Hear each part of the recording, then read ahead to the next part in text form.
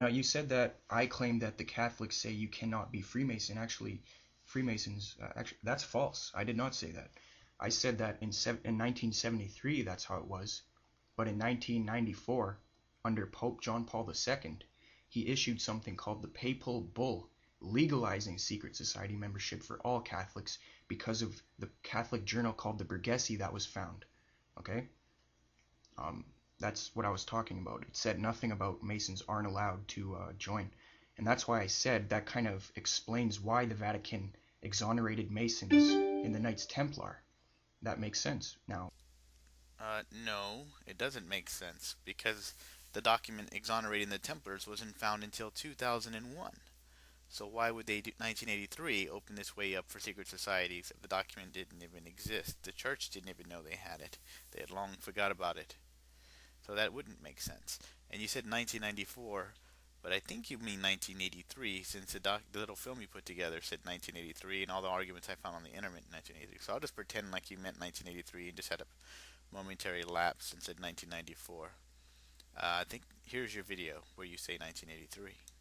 In 1983, Pope John Paul II issued the Papal Bull, which overrode Canon Law 2335, legalizing secret society membership for all Catholics. This brings us to claim number one. Claim number one was that on November 27, 1983, Pope John Paul II issued a papal bull which legalized secret society membership for all Roman Catholics. This would have seemed to have been uncharacteristic for the Catholic Church, since the Catholic Church has actually imposed a penalty of excommunication on Catholics who become Freemasons, or at least the ones they know about. The penalty of excommunication for joining the Masonic Lodge was explicit in the 1917 Code of Canon Law, Canon 2335, and is implicit in the 1983 Code Canon 1374. Because the revised Code of Canon Law is not explicit on this point, some drew the mistaken conclusion that the Church's prohibition of Freemasonry had been dropped.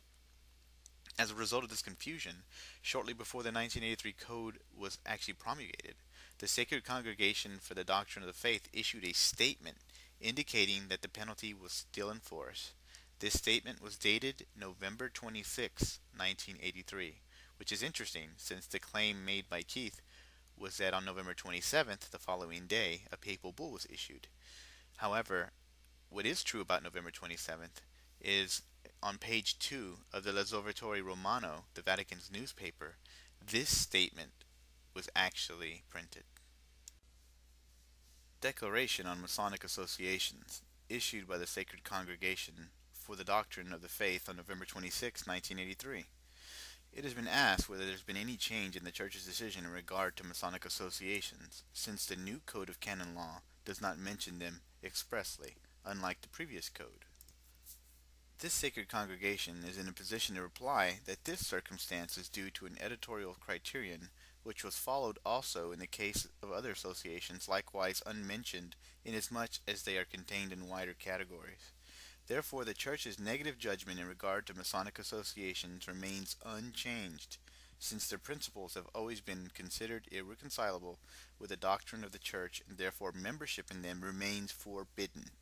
The faithful who enroll in Masonic associations are in a state of grave sin and may not receive Holy Communion.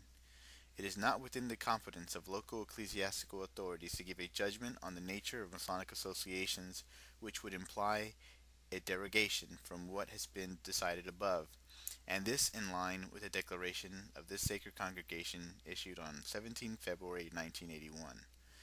In an audience granted to the undersigned Cardinal Prefect, the Supreme Pontiff John Paul II approved and ordered the publication of this declaration, which has been decided in an ordinary meeting of this sacred congregation. Rome, from the office of the Sacred Congregation for the Doctrine of the Faith, 26 November 1983, Joseph Cardinal Ratzinger, Prefect. Friar Jerome Hammer, titular Archbishop of Lorium, Secretary. So according to the Catholic Church, if you are a Catholic, you are still forbidden from becoming a Freemason. Keith, you were wrong. And you were not just wrong about that, you were wrong about a great deal more. In fact, let's get to the second part of that. the papal bull idea. This idea that a papal bull was passed November 27th, 1983. Is there any evidence for a papal bull being issued in 1983? No. In fact, there's no evidence for all but one papal bull being ever issued from John Paul II. The only papal bull he's ever issued was indiction of the Great Jubilee of 2000 on November 29th of 1998. That's the only one he's on the record of actually ever putting forth.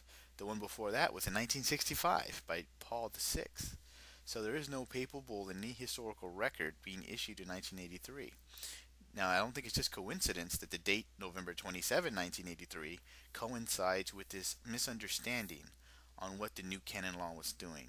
Just because it didn't mention them expressly, didn't mean that they were sanctioning secret societies. That's quite a bit of a jump. I mean, come on. Use a little bit of common sense. But that's okay. I mean, that's okay. Everybody can be wrong from time to time. But the real question we should ask is, well, where is it coming from then? Here's where it's coming from. In my research, I found that a lot of this data is coming from a book called The Broken Cross, Hidden Hand in the Vatican by Piers Compton. Now, I looked at the book and I got an e-copy of it, and I read through the book and I did some quick searches and word searches for this thing about the Vatican 1983 papal bull, and I couldn't find it, to be honest. I just couldn't find it in there, even though supposedly it's in this book. So I started trying to find out, well, where's it coming from? Supposedly it's in this book. Well, it all goes back to one guy named, I should say, Mr. Pastor David Bay. Now, I don't know if this guy is your hero or something, Keith, because almost all the stuff you said in the debate comes right out of this guy's mouth, or at least he repeats the same stuff. And David Bay, actually, in a book review he did a book review on the Broken Cross, and on his radio show called The Cutting Edge. Here's this link here on this page is actually a link to the radio transcript. He says exactly what you said. The stage was now set for a full papal approval of membership in secret societies. On November 27, 1983, John Paul II issued papal bull legalizing blah, blah, blah, blah, blah, blah, blah. And he's saying this all within the context of this book review on Piers Compton. Now, I went through Piers Compton's book, and I didn't find that in there. So I don't know if David Bass is making it up or what. He is an evangelical pastor, and he's one of these conspiracy people. So, I don't know. But couldn't find it in there. Looked, wasn't in there. So he added that with a bunch of other stuff. The stuff you were talking about with the journal, which I'm going to do some more research on, and I'll get back to you with that particular piece of information. But as far as Catholics being allowed to be Freemasons, I think the verdict's out. And the verdict is, it's conspiracy. You were wrong about that. Sorry to say. But I think we're going to find, as I go through these and start refuting all these arguments, you're going to be incorrect about a great many more things. And I don't mean to be flippant about it, and I'm not trying to put you down or anything like that. I just want to show you what real research does for you. You just got to dig a little deeper. You can't just go off the cuff and make statements like that. I think once I present my stuff on the Illuminati, you're really going to be enlightened and realize maybe you don't need to be as scared of your government as maybe you thought you needed to be. Or who cares about the government, actually? You don't need to be scared of Freemasons. We're not your enemies. We're not anybody's enemies. And we're not trying to take over the world. And I stand to make my point with that, with these refutations. So here's the end of the first one. I hope you enjoyed it. I'm welcome any feedback, and we'll go from here.